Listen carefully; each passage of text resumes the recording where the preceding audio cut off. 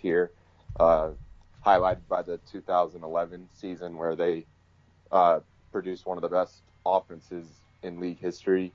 So, and McCarthy said he's stripping down the whole playbook, and him and Philbin started this back basically when the hire got made. And they just wanted to rebuild it all up because as really anyone that's watched Green Bay the past, I'd say 2 years, it's basically just Rodgers making, crazy plays for their offense to be efficient. And so obviously the offense, they wanted to kind of get back to that dominant level. Now, they were still a good offense, but I just think they kind of wanted some new blood, even though he had been there previously. I think it just had run a little stale. The running backs, seems a little confusing. There's Jamal Williams, Ty Montgomery. Is Aaron Jones still even on the team anymore? Yeah. So you got Jamal. Aaron Jones is suspended the first 2 weeks of the season. So you got Jamal and you got Ty Montgomery as your two backs. It seems like it's going to be a running back by committee type thing, even when Jones gets back. I'm actually pretty confident in the running backs. You look at them last year just statistically, and this was obviously with Brett Hundley and defenses stacking the box a lot. They were third in rushing DVOA. I think they can all three together be used in specific ways that will make them have an efficient run game, especially with Rodgers back there. So each one has their own little specialty. Jamal Williams is kind of a smasher. He can get short yardage first downs, and he'll bang into guys. And then you got Montgomery, who's kind of a slasher. He can run the ball between the tackles outside, and then he also is going to be used a lot in the slot, I'm assuming, as a receiver. And then my favorite of the bunch, honestly, is Aaron Jones, and he's the most natural runner, but he struggles in pass pro. So they all kind of bring their own certain skill, and you'll see all three of them used for sure. Kind of makes it confusing when you're trying to pick who you're taking out fantasy football, that's for sure. It's tough. Yeah, from that standpoint, I don't know how you got to get both of them. You got to handcuff yourself with both of them because, I'm meaning Montgomery or two of them, just because who knows with McCarthy. On a given week, it could be Montgomery's week, Williams' week. Jones's week just depends, I think, on the matchup. Yeah. And as far as the receivers go, big changes there. Jordy Nelson is gone. He was there forever. But they added Jimmy Graham. That could be huge. How do you think Jimmy Graham is going to do with Aaron Rodgers? That looks like a very scary combination. Yeah, I think it's a great combination for Packer fans and for this offense. Jimmy, I don't think he was used the best in Seattle, so you kind of saw his production, I guess, drop down a little, except last year he caught a lot of touchdowns. And I just think that Green Bay will use him in creative ways. And then once you get down in the red zone, when you have Rodgers, who is just a surgeon in the red zone, some of the best statistics ever in the red zone. And then you got that type of target in the red zone along with Devontae Adams, who's also a very good red zone target, and Randall Cobb even can still get open in the red zone by when Rodgers extends the play. So I just think they're going to be almost deadly once they get into the red zone. And then, it'll be fun because I can see him using Jimmy as it's 3rd and 4. If he's got a smaller guy on him, we could run kind of a post-up play, for lack of a better word, where he just posts up the smaller guy and it's an easy pitch and catch. Or if he's got someone bigger on him, you can use his speed.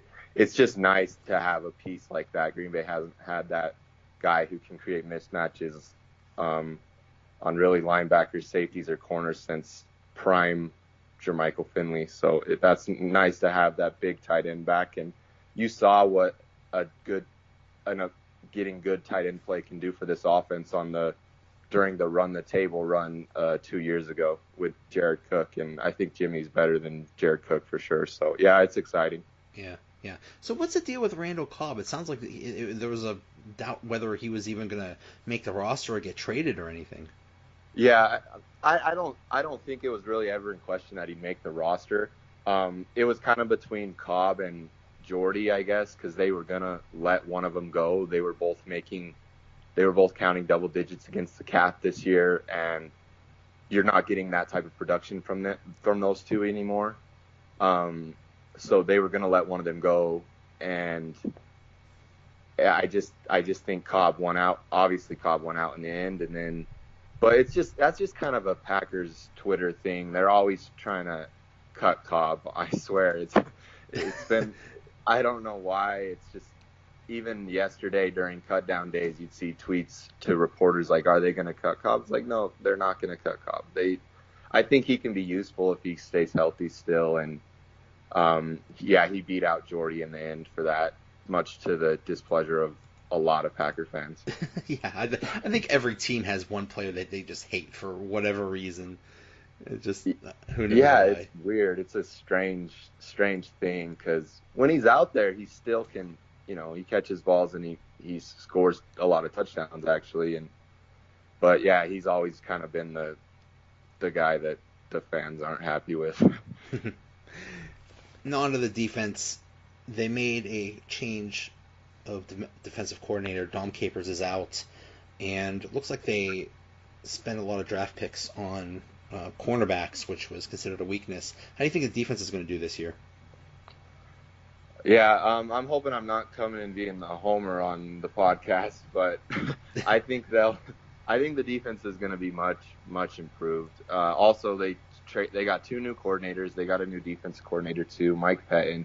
Mike Pettin's really had good success with having productive defenses really anywhere he's been. And I think Dom Capers really misused a lot of players on this defense in forever. I mean, this move letting him go was, I think, 3 or 4 years too late. But yeah, so, and they drafted Jair Alexander and Josh Jackson with their first and second round picks, and really just, and it's just preseason, so you don't want to overreact too much to it, but really couldn't have asked for them to play any better in the preseason.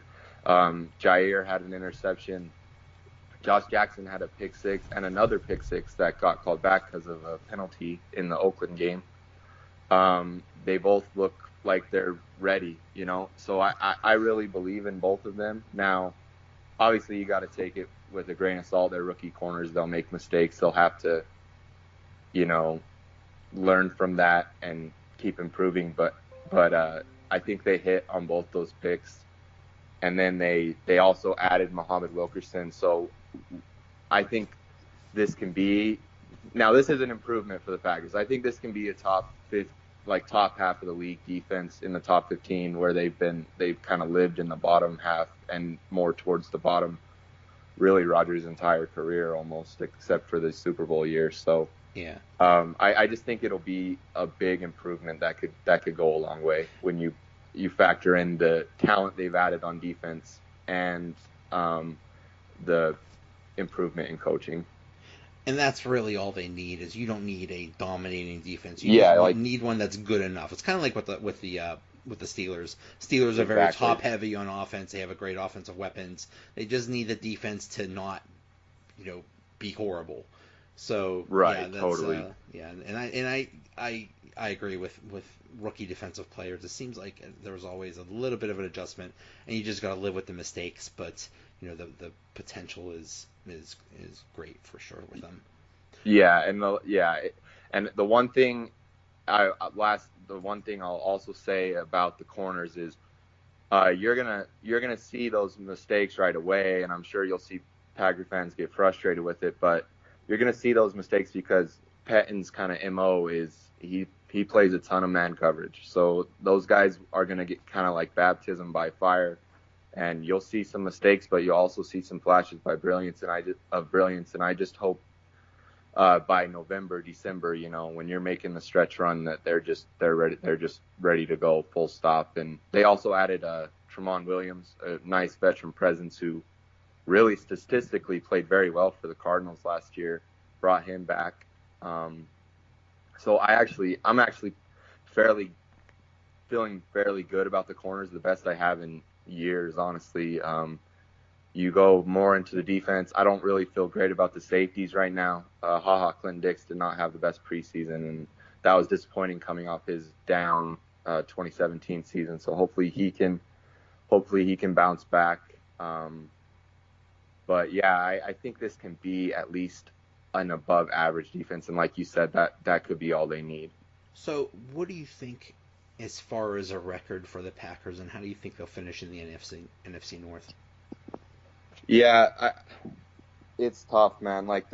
Because you got Minnesota, who's kind of looking like a juggernaut, right in your own division. As far as a record for Green Bay, I think they go 11-5. I went through the schedule yesterday actually, and I keep coming up with 11-5. I think they're going to start the season well. I like their first 6 games. I think they could be 5-1. At worst 4-2, something like that going into their bye. But then coming out of the bye, you kind of got a murderer's row where you're at the Rams, at the Patriots in back-to-back weeks. You have a home game versus Miami, so should take care of business there. But then you're at Seattle on a Thursday night, and then you're at the Vikings. So, that's a very, very tough stretch, but then I like their ending too. So I came up with 11-5, and ultimately I had that second in the division behind the Vikings. Yeah, it looks like a pretty tough division. The Bears yesterday just got Khalil Mack. That's huge. Who knows if they'll ultimately be good, but the Lions might be pretty good too. So, every team in that division might be tough. So, all right, Ty. For sure. So we can find you writing for Flurry Sports and on Twitter at Tweetless21. Thanks so much. Thank you, man. Okay, now to get you ready for Week 1 in fantasy football, we have on Kyle Senra. He is a writer for GoingFor2.com, full press coverage, Flurry Sports. He is also a musician with Nyama Nyama Sound. Kyle, how you doing? I'm doing great, Joey. How are you? Oh, pretty good. Okay, so Week 1 in fantasy football, to me, is the most unpredictable, because it just seems like Week 1 in the NFL, we have no idea what teams will really be like. In the preseason, they don't show anything, and it just seems to be so unpredictable in that first week. How do you approach fantasy football, setting up your lineups? So I think for starters, in Week 1, when there's so much uncertainty, the notion of playing your studs is really important. If you put a third-round investment in the player, you probably should play them in Week 1. We don't really know how defenses are going to be. I know personally I'm struggling with Amari Cooper. I have him in a couple leagues, and he's playing the Rams defense, and they have a lot of good corners. So even if, say, Marcus Peters or Talib isn't shadowing him the whole time, it'll probably be one or the other on him most plays. So that's one where I'm toying with the idea of still playing him in a tough matchup, but even I don't have all the answers. Yeah, it's just so unpredictable, and it just seems like it gets a little more predictable as the season goes on, and we detect patterns and we see how things will be. But it almost seems like you drafted your team, so you maybe just almost go according to how you drafted them, kind of, and don't pay attention too much to matchups. Yeah, I think it's definitely your flex spot, perhaps, or the lower tier guys on your team that you would pay attention to matchups more. One of the things that I like to look at is Pro Football Focus. They do a lot of rankings on different categories, and right now the two that I would look at most are run defense. Their predictions, their rankings for how they think the team is based on their changes, the personnel they've added, and they rank based on that, how they're expected to perform in 2018. So run defense and pass rush, because I find those are the two, run defense for running backs, obviously, but I think pass rush, teams that, offenses that face a lot of pressure tend to struggle to score points and move the ball. So those are the two kind of